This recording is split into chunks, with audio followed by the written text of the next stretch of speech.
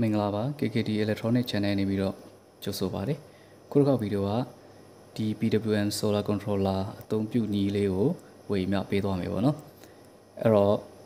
ဒီ controller ဆိုရင်ဒါ20 ampere ရှိတဲ့ controller လေးပေါ့နော်အဲ့တော့သူ့ကိုဒါ solar ရင်းနဲ့ချိတ်ဆက်ပြီးတော့ကျွန်တော်တို့ကဒီ battery တွေကိုအသွင်းပေးနိုင်တယ်ပေါ့နော်အဲ့တော့ဒီမှာတစ်ခုရှိတာကဒီ controller လေးတွေဆိုရင်သူက battery 3မျိုးကိုအသွင်းပေးနိုင်တယ်ပေါ့နော်ဒီမှာသူရေးထားတယ်အဲ့တော့သူ့ရဲ့ဒီမှာပါဝင်တဲ့ຢာလေးတို့ကျွန်တော်တို့ကြည့်မယ်ဆိုရင်ဒီမှာ lithium battery အသွင်းလို့ရတယ်နောက်ပြီးတော့ lead acid battery ရတယ်နောက်ပြီးတော့ဒီ lithium ion phosphate battery လို့ခေါ်တဲ့ဒါ lipo 4 battery တွေပေါ့နော်အဲ့ဒါတွေကိုလည်းအသွင်းပေးလို့ရတယ်ဒီဘက်မှာဒါထိညှိလို့ရတယ်ခလုတ်လေးတွေပါမယ်နောက်ပြီးတော့ဒီမှာ USB နှစ်ပေါက်ပါမယ်ပေါ့နော် USB နှစ်ပေါက်ပါမယ်နောက်ပြီးတော့ဒီမှာကျတော့ဒါကျိုးတွေနဲ့ချိတ်ဆက်ဖို့ရန်အတွက်ဒါပါတယ်ပေါ့နော်အဲ့တော့သူ့ရဲ့ဒီဘက်မှာကျတော့ဒါသူစာလေးကတ်ထားတာရှိတယ်အဲ့တော့တစ်ချက်ကျွန်တော်တို့ကြည့်တဲ့အခါမှာအဲ့ဘာတော့ရေးထားတယ်အဲ့တော့ PWM ပေါ့နော် PWM မျိုးစားဖြစ်တယ်သူ့ရဲ့ဘိုးတွေက12ဘိုးရတယ်24ဘိုးကိုလည်းတွင်းပေးနိုင်တယ်ပေါ့နော်အဲ့တော့သူ့ရဲ့ current က20 ampere ရှိမယ်နောက်ပြီးတော့အမြင့်ဆုံးထွက်နိုင်တဲ့ဘိုးတွေက50ဘိုးတွေပေါ့နော်နောက်ပြီးတော့အမြင့်ဆုံး power ကကြတော့12ဘိုးအတွက်ဆိုရင်260 watt အထိရမယ်24ဘိုးအသုံးပြုမယ်ဆိုရင်တော့ဒါ920 watt အထိဒါအသွင်းပေးနိုင်တယ်ပေါ့နော်920 watt အထိဒီ solar နဲ့တွဲဖက်ပြီးတော့ဒါအသုံးပြုလို့ရတယ်လို့ဆိုလိုတာဖြစ်တယ်ပေါ့နော်အဲ့တော့သူကကြတော့ဒီကျွန်တော်တို့အထဲမှာပါတဲ့သူ့ရဲ့ setting တွေကိုကောင်းကောင်းမွန်မွန်မချိန်ညှိထားဘူးဆိုရင်ကျွန်တော်တို့ battery နဲ့ချိတ်လိုက်တဲ့အခါမှာကိုကချိတ်လိုက်တာကဥပမာဗျာဒီကိုက acid battery နဲ့ချိတ်လိုက်တယ်အဲ့တော့သူ့ထဲက setting ကကြတော့ဒါ lithium battery အသွင်းတဲ့ setting ဖြစ်နေတယ်ပေါ့အဲ့ဒီလိုဖြစ်နေတယ်ဆိုရင်တော့ဒါကျွန်တော်တို့ဒါလွဲသွားပြီဒါဆိုရင်ကိုသွင်းလိုက်တဲ့ acid battery ကအားကပြည့်လာမှာမဟုတ်ဘူးနောက်ပြီးတော့နီးစနစ်မမှန်ကန်ဘူးပေါ့နော်အဲ့ဒါလိုဖြစ်သွားမယ်ပေါ့အဲ့ကကြောင့်ဒီကောက်ကိုအသုံးပြုမယ်ဆိုရင်တော့ဒါကျွန်တော်တို့နီးစနစ်မှန်မှန်နဲ့ဒါ battery တွေကိုအားသွင်းနိုင်ဖို့ရအတွက်သူ့ရဲ့ setting ပေါ့နော်ဒီ setting တွေကိုကိုကချိန်ပေးဖို့လိုတယ်ပေါ့နော်အဲ့တော့ကျွန်တော်ကအဲ့ဒီ setting တွေကိုချိန်လို့ရမယ်ပေါ့နော်ချိန်တဲ့နီးလေးကိုဝေမျှပေးသွားမယ်ပေါ့နော်အဲ့တော့ကျွန်တော်ဒီဗီဒီယိုမှာကျတော့ဒီ lithium battery ကိုဒီ lithium battery pack ကိုအသုံးပြုပြီးတော့ဒါချိန်ညှိပြသွားမှာဖြစ်ပါတယ်အဲ့တော့လိုအပ်တဲ့ဒီ wire connection လေးတွေကိုကျွန်တော်တို့တစ်ချက်စမ်းကြည့်မယ်ပေါ့နော်ချိန်ကြည့်မယ်အဲ့တော့ပထမဆုံးပြောချင်တာကတော့ဒီ controller တွေကိုချိတ်ဆက်တော့မယ်ဆိုရင်တော့ဒီ solar နဲ့မချိတ်ဆက်ခင်ဒီ solar ကိုအရင်ဆုံးမချိတ်ဆက်ပဲပေါ့နော်ဒီကိုအသုံးပြုပဲ battery ကိုအရင်ဆုံးချိတ်ဆက်ပေးတာကပို့ပြီးတော့အဆင်ပြေနိုင်တယ်ပေါ့နော်ဘာဖြစ်လို့လဲဆိုတော့ဒီ controller အသစ်ဆိုရင်ကိုချိတ်လိုက်တဲ့ battery ကပထမဆုံးကိုချိတ်လိုက်တဲ့ battery ကို तू ကမှတ်သွားပေးမှာပေါ့နော်ကိုကဥမာဗျာ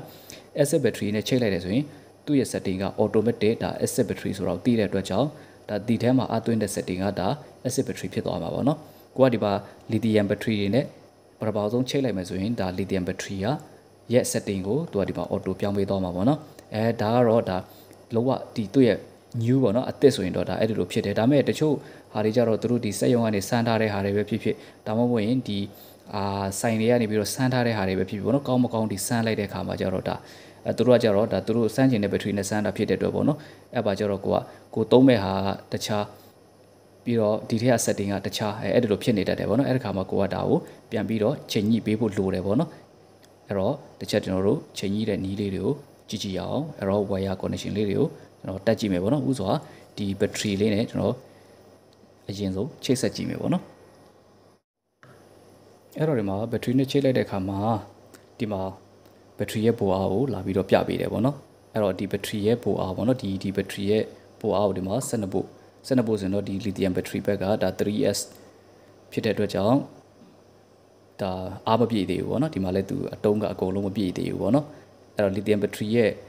အားအပြည့်က 12.6 volt ရှိရမယ်ပေါ့နော်အဲ့တော့ဒီမှာဒီအပေါ်နားလေးမှာတော့ LID ဆိုပြီးတော့ပေါ့နော်ဒီမှာ sorry ရဲ့ link ပြန်နေလို့ဒီမှာ LID ဆိုပြီးတော့ဒီမှာစာလေးပေါ်နေတယ်ဒါကအဓိပ္ပာယ်ကဘာလဲဆိုရင် lithium battery setting တဲကိုရောက်နေတာပေါ့နော်အဲ့တော့ lithium battery setting ပေါ့ဒါ lithium battery ကိုအားသွင်းတာဖြစ်တဲ့အတွက်ဒါ lithium battery setting ကိုဝင်နေတာဖြစ်တယ်အဲ့တော့ဒီမှာ lithium battery က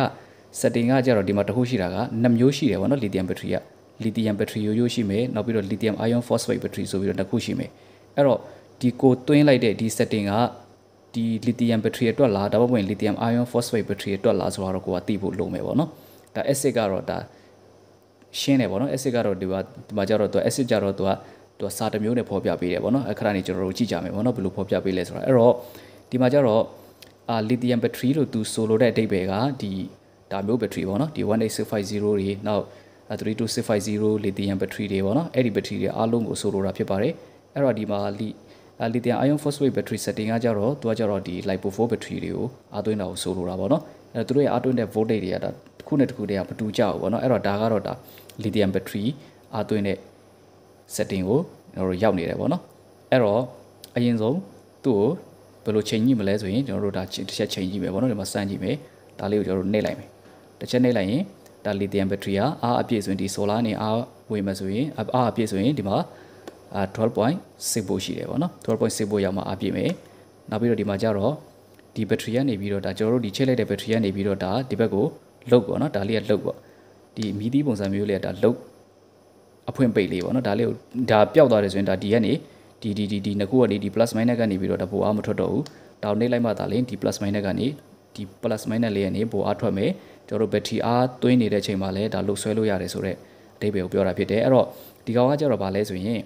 ဒီ battery ကနေပြီးတော့ဒီလုတ်ကိုသွားတဲ့ပိုအားဒီဒါ12 volt ရှိတယ်ပေါ့နော်အဲ့ဒါကိုဆိုလိုတာဖြစ်တယ်အဲ့တော့ဒီလိုလေးဖွင့်ပိတ်ကိုကလုတ်ပေးလို့ရတယ်ပေါ့နော်နောက်ပြီးတော့နောက်ထပ်တစ်ခုရှိတာကဒီမှာ sorry ဒါကဒုတိယပေါ့နော်ဒါကတတိယဒါကြတော့ဒါတိုင်မာချိန်တာပေါ့နော်ဒီတိုင်မာချိန်တာဒီကိုယ့်ရဲ့ဒီမီးသီးလေးကိုကဘယ်နှနာရီထိထွန်းထားချင်တာလဲဘယ်နှနာရီထိအသုံးပြုချင်တာလဲပေါ့စသဖြင့်ပေါ့ဒီမှာကိုက plus minus ကိုနှိပ်ပြီးတော့ဒါချိန်ထားလို့ရတယ်ပေါ့နော်ဒါကတော့ဒါပြဿနာမရှိဘူးပေါ့နော်ရေးမကြည့်ဘူးရေးကြည့်တာကတော့ဒါကျွန်တော်တို့ရဲ့ battery setting ကိုမှန်ကန်ဖို့ကဒါရေးကြည့်တယ်ပေါ့နော်အဲ့တော့အဲ့ဒါကိုတစ်ချက်ကျွန်တော်တို့ကြည့်ဖို့ရန်အတွက်ပဲဟိုသွားမလဲဆိုရင်ဒီဘက်ဆုံးကခလုတ်ကိုဒီမီနူခလုတ်ကိုနှိပ်မယ်နောက်တစ်ချက်ထပ်နှိပ်မယ်နောက်တစ်ချက်ထပ်နှိပ်မယ်အော်ဒီမှာပေါ့နော် B02 ဟုတ်ပြီအကြာကြီးဖိထားမယ်အကြာကြီးဖိထားရင်အဲ့လိုမိတ်တုတ်လေးဖြစ်သွားမယ်ပေါ့နော်အဲ့လိုမိတ်တုတ်လေးဖြစ်သွားပြီဆိုရင်ကိုက plus minus ကိုနှိပ်ပြီးတော့ကိုက battery မျိုးစားကိုဒီမှာရွေးလို့ရတယ်ပေါ့နော်ဒီမှာဟုတ်ပြီဒီမှာ1ဒီမှာ B02 ပေါ့နော် number 2ပေါ့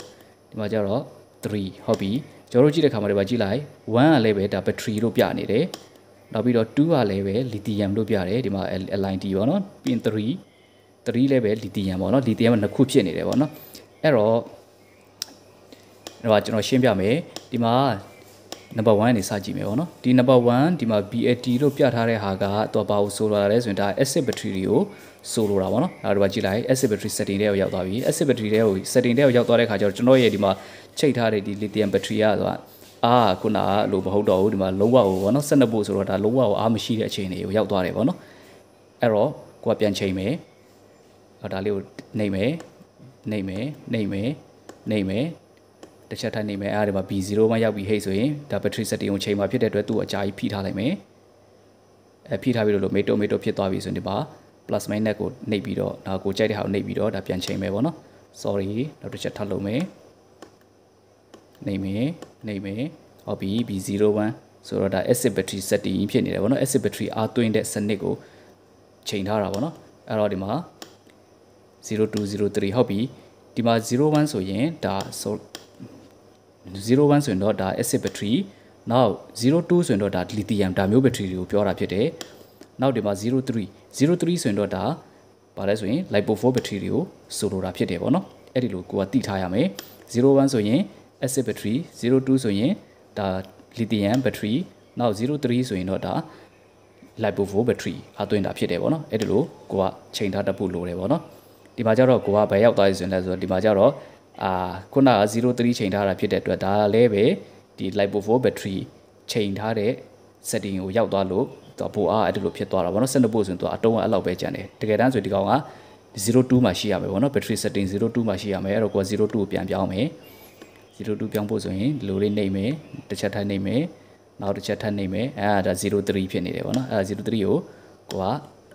ကsorry ဒါလေးကိုကြာကြီးဖိထားလိုက်မယ်မိတ်တုတ်ဖြစ်သွားအောင်ဖိထားလိုက်မယ်ဖိထားပြီးတော့မှဒီမှာတစ်ချက်ထပ်နှိပ်ပေးလိုက်မယ်ပေါ့နော်ဒါဆိုရင် acid battery 01နောက်ဒီမှာ02ဟုတ်ပြီဒါဆိုတော့ဒါမျိုး lithium battery တွေကိုအားသွင်းတဲ့ setting ဖြစ်သွားပြီပေါ့နော်အဲ့ဒီလိုကိုကချိန်ကြီးလို့ရမှာဖြစ်တယ်ပေါ့နော်အဲ့တော့ဒီမှာကျတော့တခုရှိတာကကျွန်တော်တို့ကဒီ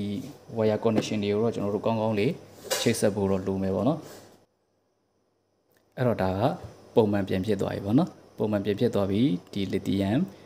battery ကိုအသွင်းတဲ့ system တွေကိုဒီ controller ကပြန်ပြီးတော့ရောက်သွားပြီပေါ့နော်အဲ့တော့ဒါကဒီမှာဒါလေးကလင်းနေတယ်ဒါလေးကဒီလိုလေးပြနေရဆိုရင်ဒီကနေဒါပိုအားထွက်နေတာကိုဆိုလိုတာဖြစ်ပါတယ်လှုပ်ဆွဲလို့ရတယ်ဆိုတဲ့ဟာပေါ့နော်ဒါကိုဖွင့်ပိတ်လုပ်ချင်ဒါလေးကိုနှိမ့်မယ်အဲ့ဒါလေးနဲ့ကျွန်တော်တို့ဖွင့်ပိတ်လုပ်လို့ရတယ်ပေါ့နော်အဲ့တော့နေ့ဘက်မှာသုံးချင်တယ်ဆိုရင်ပေါ့နော်ဒီအားသွင်းရင်းနဲ့ဒီ battery ကိုလည်းအားသွင်းရင်းနဲ့ကိုယ်ဒီဘက်ကနေလှုပ်ဆွဲပြီးတော့ဒါအသုံးပြုလို့ရမယ်ပေါ့နော်အဲ့တော့ဒါလေးကိုနှိပ်ပြီးတော့ဖွင့်ပိတ်လုပ်လို့ရတယ်နောက်ပြီးတော့ဒီမှာကြတော့ကျွန်တော်တို့တစ်ချက်ရှိတာကဒီမှာကြတော့ကျွန်တော်ဒီမှာအများကြီးလုံးမပြတော့ဘူးဒီမှာကြတော့ဒီ battery အားသွင်းတဲ့ setting ကိုပဲဒီမှန်ကန်အောင်အားသွင်းတိုင်ဖို့ပဲရေးကြည့်တယ်ပေါ့နော်ကျန်တာတွေကတော့ဒါအဲ့လောက်ထိပြဿနာမရှိဘူးတိုင်ပါညာတော့ဒါအဲ့ဒါတွေကတော့တိတ်ပြီးတော့ဒီကျွန်တော်ကတော့မလိုအပ်ဘူးထင်တယ်ပေါ့နော်တိတ်ပြီးတော့မလိုပါဘူးအဲ့ဒါတွေအဲ့လောက်ထိကြတော့ဒါကျွန်တော်တို့အသုံးပြုတာလည်းမဟုတ်ဘူးပေါ့နော်အများစုကတော့ဒါ battery အားသွင်းဖို့ဟိုပဲအဓိကထားတာဖြစ်တဲ့အတွက်ပေါ့နော်အဲ့တော့ခုနကကျွန်တော်တို့တစ်ချက်ပြန်ပြီးတော့ကြည့်ကြည့်မယ်အဲ့တော့ကိုက battery system ကိုရွေးချယ်တော့မယ်ဆိုရင်ဒါလေးကိုနှိပ်မယ်ဒါကြတော့ဒါအဝင် 12.6 ပေါ့နော်ဒါကတော့ဒါပြဿနာမရှိဘူးနောက်တစ်ချက်ထပ်နှိပ်မယ်ဒါတော့တိုင်မှာရွေးတာပေါ့နော်ဒါလေးလည်းပြဿနာမရှိဘူးအော်ဒီမှာပေါ့နော်ဒီ B02 ဆိုတဲ့နေရာမှာကိုကကြာလေးဖိထားလိုက်မယ်ကြာလေးဖိထားပြီးတော့မှဒါမျိုးမိတ်တုဖြစ်လာပြီဟဲ့ဆိုတော့ဒါ battery 1 2 3ပေါ့နော်1 2 3အဲ့တော့မှဒီ plus minus ထဲကတစ်ခုခုကိုနှိပ်ပြီးတော့မှဒါ1 2 3ကိုကရွေးချယ်ပြီးတော့မှန်ကန်အောင်အသုံးပြုတတ်ဖို့တော့လိုပါလိမ့်မယ်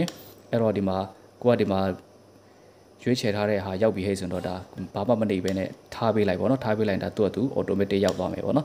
ဥပမာကျွန်တော်ပြမယ်အဲ့ဒါဒီ1ကကြတော့ဒါ acid battery နောက်ပြီးတော့ဒီမှာ2ကကြတော့ဒါ lithium battery 3ကကြတော့ဒါ lipo 4 battery ပေါ့နော်အဲ့ဒီလိုကိုကတည်ထားရမယ်ပေါ့နော်1 2 3ဟုတ်ပြီအဲ့တော့ကျွန်တော်ဟာကဒီမှာက sorry ဒီမှာကဘာလဲဆိုရင် lithium battery ဖြစ်တဲ့အတွက်ကြောင့်ဒါ2မှာဖြစ်ရမယ်အဲ့တော့2မှာရောက်သွားပြီဟဲ့ဆိုရင်ဒါခဏရပ်လိုက်နှိပ်တာခဏရပ်လိုက်ဟာအဲ့လိုဆိုရင်ဒါသူ့အတူ automatic ဒါ lithium battery အားသွင်းတဲ့စနစ်ထဲကိုရောက်သွားမယ်ပေါ့နော်ဒါမျိုးဆိုရင်ဒါမှန်ကန်ဒါ solar ချိတ်ဆက်ပြီးတော့အားသွင်းလို့ရပြီပေါ့နော်အဲ့တော့ကျွန်တော်တို့ solar နဲ့တစ်ချက်ချိတ်ကြည့်မယ်